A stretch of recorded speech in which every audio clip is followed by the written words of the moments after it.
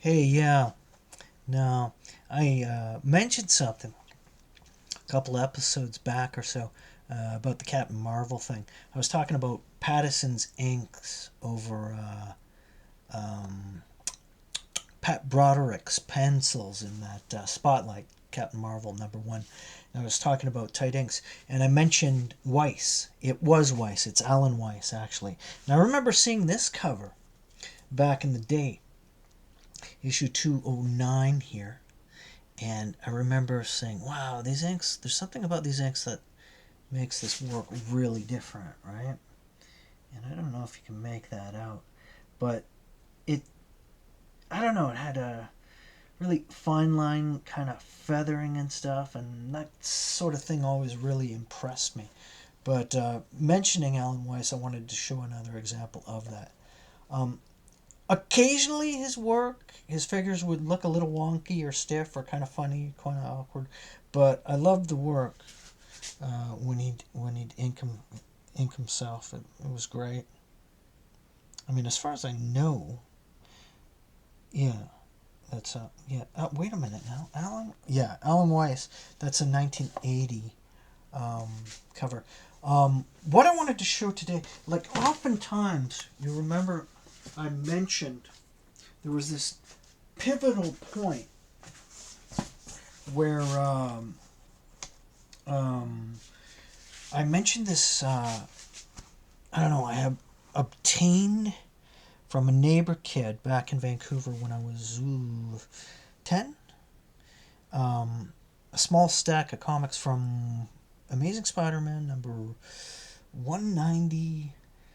I said like 204 or something like that, but it went it's something like that. It was 192 about 102, and then 103 was missing, and then I had 204 and 206, I believe. I believe that's how it went.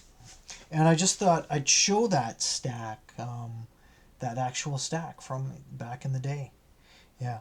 Oh, by the way, see this picture here? This frame picture? This is the same image that's found in a 1975 National Geographic of the Twin Towers, in case anyone was wondering.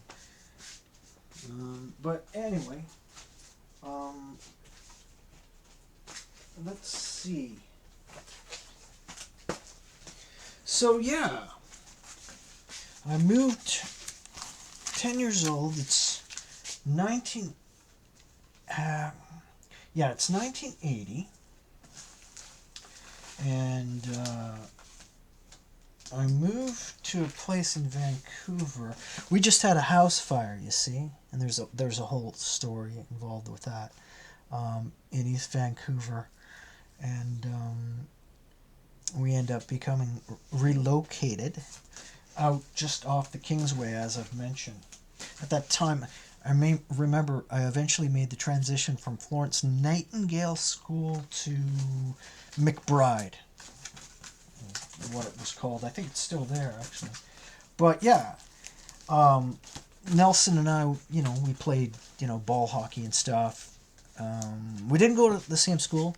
He was Portuguese and he was Catholic, so we went to Catholic school. And but we hung out. Him and his little brother and stuff. We play hockey and stuff. The thing he was becoming interested in uh, what do you the action figures and stuff like that. I was just barely touched upon it, and my dad was buying them here and there for me for Christmas presents and birthday presents, that sort of thing. And I had a bunch of them.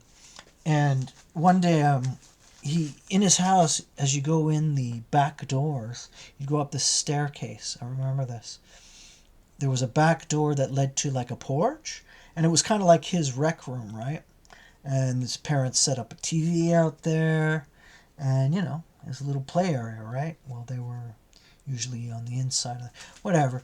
I remember watching hockey games there, Vancouver Canucks. This was a time when Richard Brodeur was in net. He had come in replacement of Glenn Hanlon, and that was a big deal. Richard Brodeur was so exciting to watch I ended up seeing, after moving to Burlington, shortly after that place, seeing total 5 games at the Coliseum at random. When the Colorado Rockies still existed, and I saw the Winnipeg Jets, their first season when they, that kind of thing. It was New Jersey Devils' first season I saw. And what was it, Glenn Rush or Chico Rush or Glenn Rush? Can't remember. But I do remember how exciting Brodeur was to watch in those hockey games, and we'd watch a lot of, we'd follow the Vancouver Canucks games. One day I'm over there, and I noticed he's got like a stack of comics off on the shelf, right?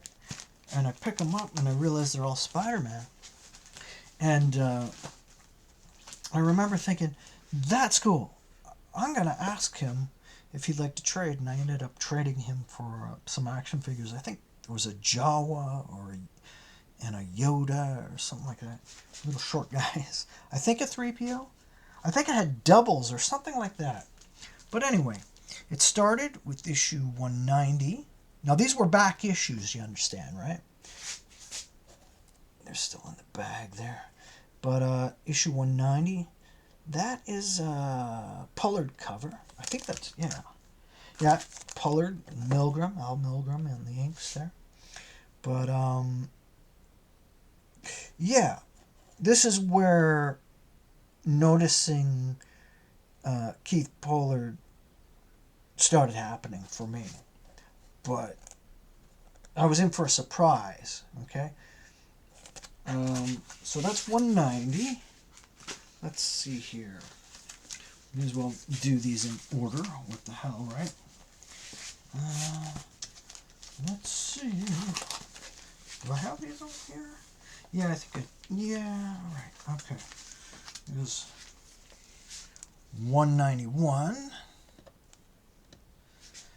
191, and this here, 191, and that's Al Milgram cover, right? Which is interesting, right?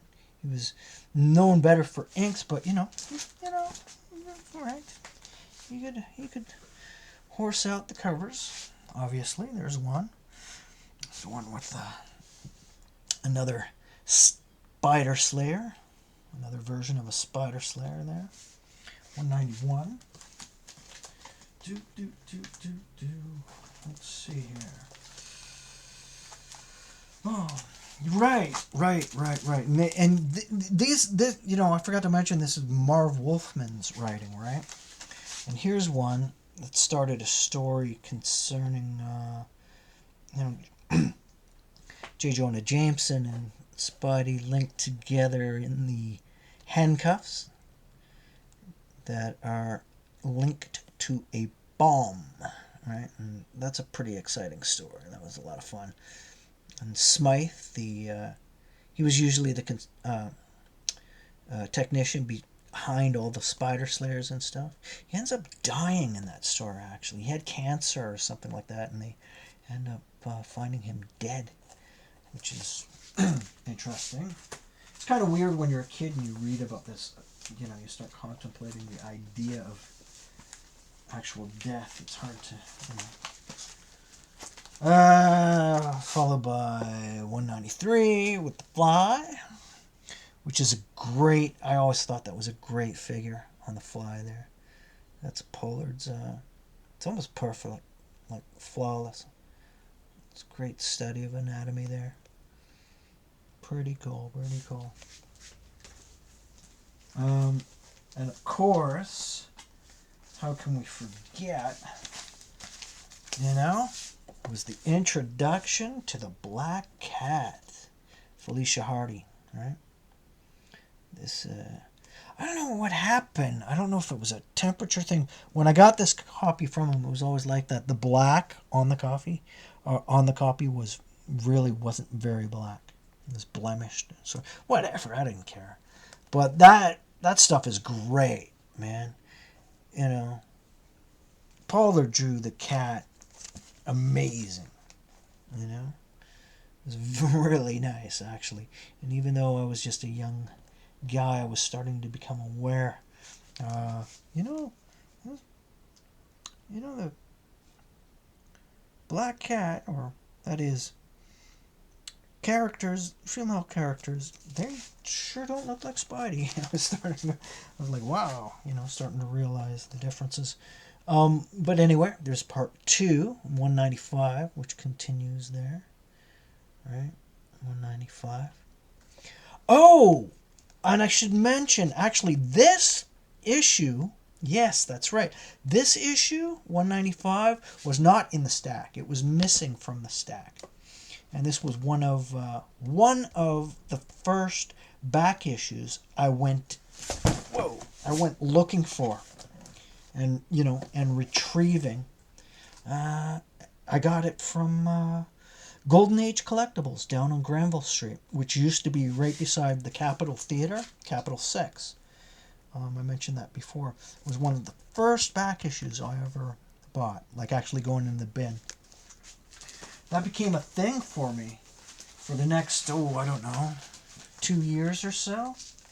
The whole big deal for me was, wow, like going downtown, scoring a movie, and then grabbing a comic book. I mean, movies were cheap, a lot cheaper back then, and I often had enough money left over for a cheeseburger at the McDonald's down there, too. Oh, yeah, like, I mean, it's not like, I think the last time I went to a movie was, Jesus, I think as far back as 2005, when I went to see 300. Anyway, continuing with the Marv Wolfman run, there's that issue where May Parker is thought to be dead. A sinister trick played on Peter Parker by Mysterio. He's up to some sort of prank. I don't know, something to do with cashing in and taking advantage of people, something like that. I remember in the 195 issue that I just previously showed you, he gets a telegram, or a, what do you call it? Not Instagram. Yeah, a telegram. Federal Express or whatever. No, telegram. Anyway, telling him that his Aunt May had passed away, which she didn't. It turns out in the end. Now, that's 196, but this next one is okay. This next one, I've often raved about it. It was highly significant for some obvious reasons. I've gotten into it before. Sorry about the glare. It's old school Mylar. It's shining, and I'm not taking it out. But anyway, this 197 issue has a splash page of like 5 figures in a battle sequence, between Spidey and Kingpin, where they're just slugging it out in these different poses. And this particular issue, now, here's the thing. I got this from Nelson. Not this particular issue. This is another copy. I have another copy too, a rougher one that's the actual one from the childhood. But I got this issue in the stack, sure. But I didn't know that I had seen this before previously, like a year before, when I was at my former residence. Here's what happened. A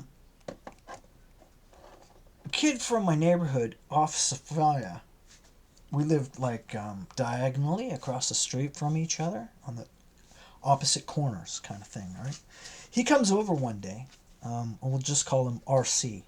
It was his initials. Well, he comes over to my house, and he came through the door one day, and he had a bunch of sketchbooks, right, from these different kids from school. I don't know if he traded them for them or he just got it from them. He said, "Can I have these?" I don't know, but he brought them to show me. And he told me what kids had drawn the drawings. I knew the kids, too. It was initials AN, one kid, and another guy.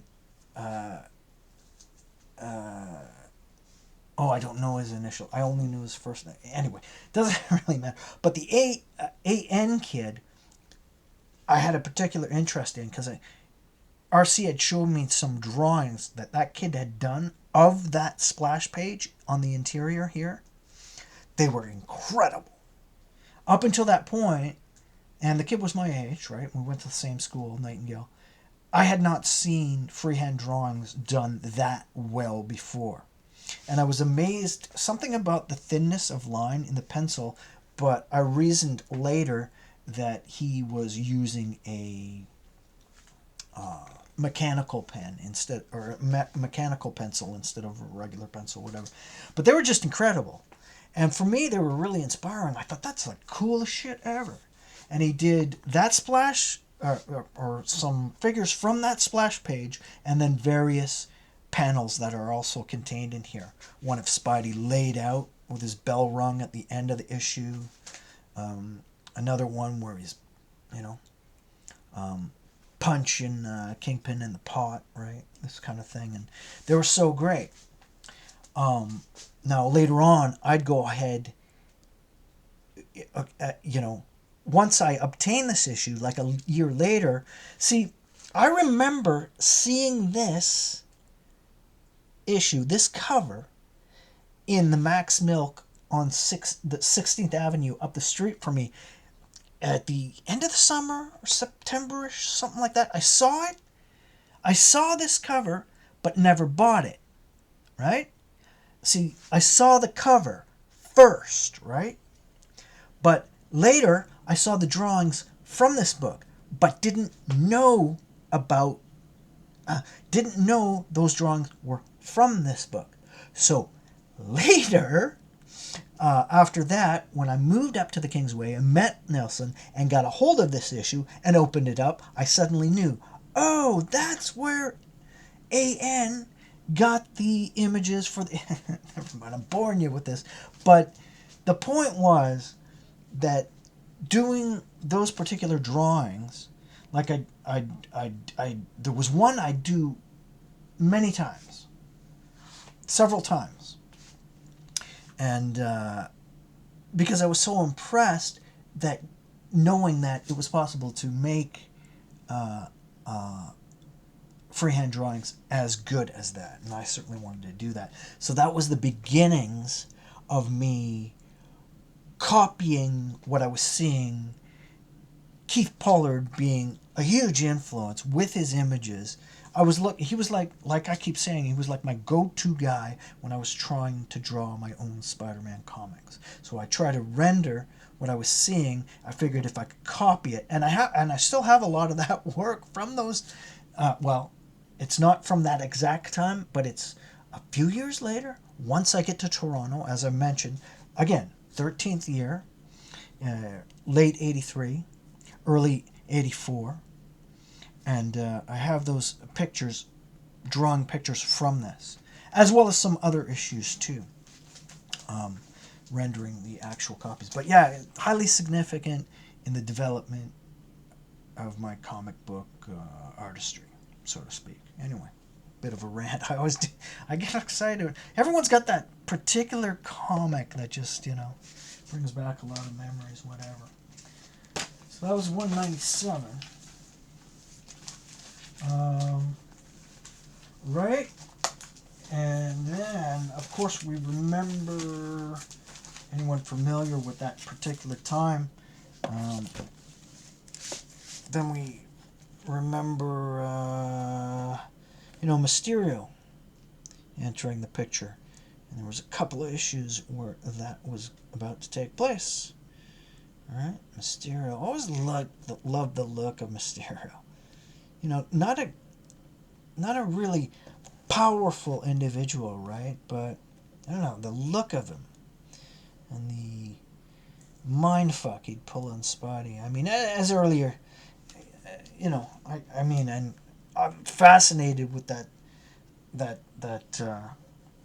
stuff with Ramita, the mini circus thing. They ended up replicating that in the TV series in the 60s too, and 67 or whatever. But I always loved the look of Mysterio there. Very cool. So that, right?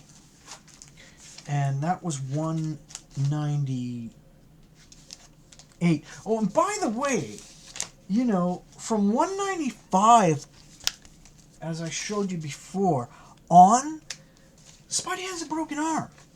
But it wasn't until later on, when I got older, they don't show it on the cover. Where's the broken arm? If you read the interior, you'll see he has a cast. Sometimes it's a sling. Like, for example, in this, in this particular issue, the one I already showed, all the time he's fighting Kingpin, his arm's in a sling. But I think there was some sort of conscious choice, or I don't know, maybe something to do with the comics code, right? I don't know, but they couldn't show a broken arm on the cover. I don't know what it was, but they wouldn't do it on the next few covers to come, even though in the stories it did. And at one point he has a plaster cast put on, right up until this point. Again, on the cover here, you see, look, no cast, both arms free. But on the interior, you see he has a cast, which he ends up like flexing, and it just pops off, the kind of thing. He just uses power to just open it up, which I thought was kind of cool. Then it brings us to, there's a great Ramita cover, issue 200, which is a bigger, what do you call it? It's a double size. Right? I'd like to find a few more of these double sizes when I have both the resources or the time. But this is where he gets in tune with the burglar that ended up killing his Uncle Ben. There's a confrontation there, and ba-boom, ba-bang, right? So immediately after that, part of the package Nelson had offered in his stack here was the next couple of issues. Okay, I'm forgetting something here. Something's not right. Oh, shoot. Wait a minute. Oh, no. Okay. Hold on there. Oh, yeah, there it is. And, yeah, here they are. The next two are part of a two-part story with our boy, the Punisher, right? 101. There's an iconic cover there with the target on front. That's just great. Right. Sorry about the glare again, fellas. Right, there's that 101 and 102. Good stuff. There's some great picks in there, too. I love Keith Pollard. I really do. He was one of my favorite, if not my favorite, Spider-Man artists. Hard to say. Toss-up between that and the... Oh, actually, I'm not going to say. Well, Keith Pollard had the earliest influence on me. I'll put it that way. So the influence was pretty strong. Let's see. So at 102... Now, 103 was not included. He didn't have... I'd pick that up later, again, as a back issue, right? 103, or 203, I should say. And, sorry, those Punisher issues, that's... Dumb. Yeah, that's 201, 202, right? 202. We're in the 200s now. Anyway, 204 was, though, and was a return of the Black Cat. Some more fantastic Pollard stuff in there. Love it. 204. 205 was not, But you know what is 206, which is interesting. That's this is okay. Yeah, that's another Milgram cover actually, right? Which is interesting. Another Al cover, but the interior is interesting too. Well, just in the sense that, well, I mean, it's John Byrne doing the interior. Keith at this point is, it looks like there's the changing of the guard, and they're going to usher in John Romita Jr. soon, and he would pick that up at that point. That must have been tough. Everyone wanted to, they're too. Well, I mean, you got guys that didn't want to touch Spider-Man anymore, like John Buscema hated him, but Keith, I know, was in his glory doing that, and that must have been tough. And I often wondered, like, the people that were telling John Romita Jr., oh, you're just here because you're dead. I wonder if Keith was one of them. Or maybe it was Arvell Jones or someone telling, when the change was made. It's too bad. Well, Keith Pollard kept doing covers and stuff here and there of Spider-Man, and, he was also doing a lot of stuff, a lot of other work, Fantastic Four stuff, I believe. I'd have to look. Well, I know he did Peter Parker the Spectacular, some covers there, a whole bunch of stuff. But anyway, the other unique thing about this is that the interior is done by John Byrne, but the inks are done by our boy Gene Day. And I don't know, I became pretty fascinated by Gene Day's, his inks on Zek's Master of Kung Fu, and then his pencils and inks on Master of Kung Fu. That's when things really got interesting.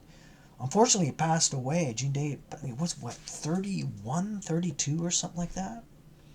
He had a kidney infection or something like that. But he also, like, if you look at that work, the last, flare-up of Masters of Kung Fu before the book was canceled and stuff, the work in there is just phenomenally good. And there's so much detail in there and work. It's incredible. And he was at the board a lot. But unfortunately, he smoked a lot too, like a chain smoker. I think one of the only real photos that they have of him, like out in public, is him at the board with a smoke in his yap, right, with the pack of smokes in his pocket, kind of thing. I mean, a lot of people smoke cigarettes, but don't get me wrong, but apparently he was a pretty heavy smoker. But anyway, phenomenal work, though, if you get a chance to get a hold of some of those Master of Kung Fu books. I had them, and I remember thinking at the time, in 82, right, like, looking at that shit and going, this is phenomenally good, right? I don't know. I'm not sure who was aware of it and who wasn't, but the book seemed to sell. Like, in the Asian communities, they loved it, but everyone did. It was, well, like I said before, we all did. It was, it's East Vancouver. The whole Kung Fu thing, Bruce Lee thing, was still alive and well. It was starting to die off, though. It was starting to die off a bit. Speaking of which, I remember, what was it, 1979 or 80? Going to see those Chuck Norris movies, too. Silent Rage and The Octagon. Saw them both in the theater. Saw the Bruce Lee flicks in the theater, too, but of course they were, they had already been out before Return of the Dragon, Enter the Dragon, but they bring them back to the theaters that, one particular theater that would play older movies, back movies or whatever. We'd go and see them, though. Sometimes double feature Kung Fu movies. But anyway, that was the Gene Day stuff. So, yeah, so as I mentioned before, it was 212, that Hydro Man stuff, that was the first issue that I had read cover to cover. So soon with that stack, naturally the thing to do was to go back and read those back issues. Oh, gee, what did I miss here? And blah, blah, blah. So I went back to 190, started reading forward. But then, you know, I'd start, every time I'd go downtown and watch a flick or whatever, I'd stop at Golden Age and get a back issue. You know, sometimes $4, sometimes $5, that kind of thing. Drop that, come back, read it. So there's 189 just before the 190, right? That starts before the stack that I got from Nelson. Let's see, are there any more there? Yes, I'm holding. Oh yeah, oh here's one.